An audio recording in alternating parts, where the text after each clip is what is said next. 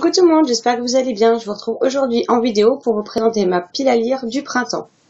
Donc d'habitude, depuis le début de l'année, j'avais décidé de faire une palle mensuelle. Mais là, avec les imaginales au beau milieu du printemps, j'ai préféré faire une palle de saison. Donc vous aurez normalement déjà vu la vidéo palle imaginale ou alors elle arrivera juste derrière. Et maintenant, c'est ma palle de printemps en elle-même. Donc j'ai sélectionné 20 titres qui me font très envie. Et même si je ne pense pas, j'aimerais bien, mais si jamais j'arrive pas à tout lire, je vais essayer d'avancer au maximum dans cette pile à lire. Donc nous avons le tome 1, Les Décharnés de Paul Clément en auto-édition publié chez Amazon. Donc voilà, j'avais rencontré l'auteur aux Aliénales l'an dernier et ce livre me fait très envie, donc j'ai hâte de me plonger dedans. Où est-ce que je vais les mettre? On va le poser par terre. Hein. Un livre qui traîne dans ma pile à lire depuis sa sortie il y a déjà un moment puisqu'il a été imprimé, avril 2015, ça va encore. Sous influence, le tome 1, Vertige de Gwen Ace, j'espère que ça se prononce comme ça, publié chez Panini Books. Donc j'ai 2 tomes, je sais pas s'il y en a plus, faudra que je me renseigne et il me fait très envie. Et puis bon, chez Panini c'est écrit quand même relativement gros. Nous avons aussi La Symphonie des Abysses, livre 2 de Karina Rosenfeld, publié chez Robert Laffont dans leur collection R. Donc j'avais beaucoup aimé le premier tome. Et vu que c'est un diptyque, il me tarde de découvrir la suite. Nous avons aussi une autre suite et fin de série. Il s'agit de Fille et Cauchemar, le tome de l'Ordre de la Dague Noire de Kendere Black, publié chez Hachette dans leur collection Black Moon. Donc j'ai bien aimé le premier tome, même si pour moi j'avais plus l'impression de lire un épisode de Supernatural. Donc on verra bien ce que ce tome 2 me réserve, mais bon c'est un diptyque donc ce sera vite lu. Il faudrait quand même que je finisse des sagas parce que j'ai mis beaucoup de tome 1 dans cette pile à lire. Ensuite, en tome 1, justement, on a The Graces de Laure Eve, publié toujours chez Hachette dans leur collection Black Moon. Donc, je l'ai eu à sa sortie quasiment dans les jours qu'on suivi. Et il me fait quand même très envie en plus. Bon, il fait même pas 400 pages. C'est quand même écrit très gros, très aéré. Donc, on verra bien. Un autre livre, toujours publié chez Hachette, mais cette fois dans la collection roman. Il s'agit de L'Invocateur, le livre 1, le novice, de Taran Mataru. Donc il y a déjà le tome 2 qui est sorti et je vais déjà voir si celui-ci me plaît. Nous avons Encore faut-il rester vivant de Anne Ferrier, publié, alors c'est chez Magnard, dans les éditions Magnard, dans la collection Aime les romans. Je savais pas que c'était la même maison d'édition jusqu'à ce que je gagne un ouvrage de cette collection et que je la prenne en même temps. Un livre que je sens que Lilian va être content de me voir sortir et qui va croiser les doigts que j'arrive à le caser. Il s'agit de Gardien des cités perdues, le tome 1 de Shannon Messenger, publié chez Lumen. Donc ça me fait très envie. Puis après avoir lu le premier tome d'Harry Potter, j'ai envie de retrouver un univers aussi complet et magique qu'Harry Potter. Donc j'espère qu'il saura me convaincre. Ensuite, on a Le Pays des Contes, le tome 4, Au-delà des Royaumes de Chris Colfer, publié chez Michel Lafon. Donc, qui sera ma LC avec Steph, de la lecture de Steph au mois d'avril. J'ai également mis dans cette pile à lire le tome 5, qui n'est pas encore sorti, mais qui est normalement annoncé pour le mois de mai. Donc, celui-ci, c'est des peut-être. S'il sort à temps, on le lira en mai, et sinon, on attendra qu'il sorte. Hein. Bon, moi, on sera à jour dans la série. Ce sera déjà une grande première, aussi bien pour elle que pour moi. Ensuite, nous avons Elia, la passeuse d'âme de Marie Vareille, publié chez PKJ. Donc pareil, il me fait envie, depuis que j'ai lu l'article de Justine, de lire une passion, et donc il me tarde de le découvrir. Une autre suite et fin de série, et d'ailleurs ce sera la dernière fin de série. Il s'agit de La Nuit des Fugitifs de Manon Fargueton chez Rajo dans leur collection de thrillers. Donc, comme vous pouvez le voir, je l'avais commencé en janvier. Et j'avais pas la tête à lire ça, c'est vrai que j'avais eu des mauvaises lectures et j'arrivais pas à me mettre dedans, donc j'ai lu 48 pages. Donc je le reprendrai de zéro et j'aimerais bien finir ce diptyque.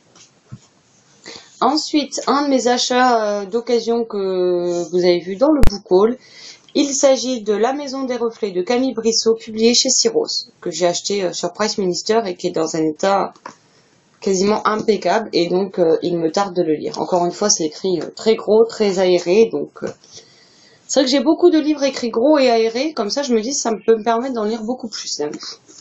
Ensuite, toujours acheté chez Price Minister, La Forêt des Cœurs Glacés de Anne Ursu, publié aux éditions Seuil. Donc on ne le trouve plus neuf. Et donc il me faisait très envie puisque c'est une réécriture de Hansel et Gretel. de La Reine des Neiges de Hans Christian Andersen, et j'ai vraiment envie de voir cette réécriture. Là encore c'est pareil, c'est encore plus gros que les autres. Donc pareil, dans un état impeccable, il y a juste la marque légère d'une étiquette collée, mais rien de bien méchant quoi. Surtout au prix où je l'ai eu. Ensuite, un livre qui me fait envie, dont on entend beaucoup parler ces derniers temps. Il s'agit de Caraval, le premier tome de Stéphanie Garber, publié chez Bayard Jeunesse. Donc avec une magnifique couverture, toute feuilletée, et il me fait vraiment envie. En plus, j'aime bien les en-têtes de chapitres. Donc voilà. Un livre qui vient de sortir, dont je ne connais encore pas la plume de l'auteur et qu'il me tardait de découvrir. Il s'agit des Élémentaires de Nadia Coste, publié chez Castelmore. Donc, je l'ai gagné sur la page ou le blog, je sais plus, d'Alice Neverland, et donc il me fait très envie. Un livre dont je n'ai jamais entendu parler, je suis tombée bêtement dessus en faisant mes courses. Il s'agit du premier tome de Océania, La prophétie des oiseaux de Hélène Montardre, publié chez Rajo.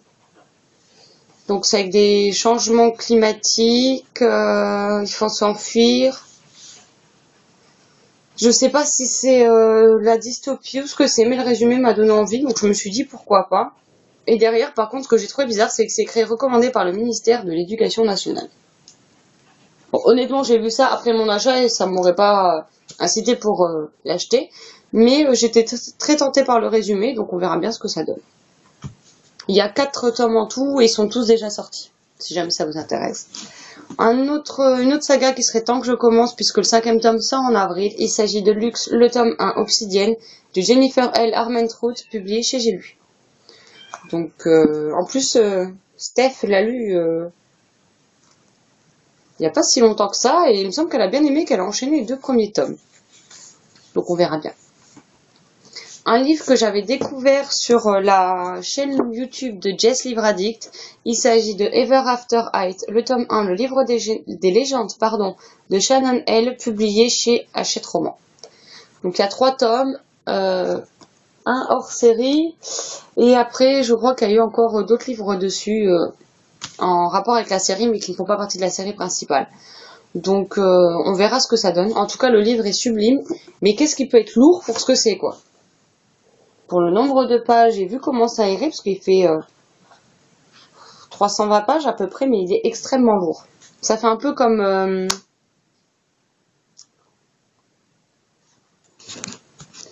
je vais y arriver, Miss Peregrine, où l'ouvrage est très lourd.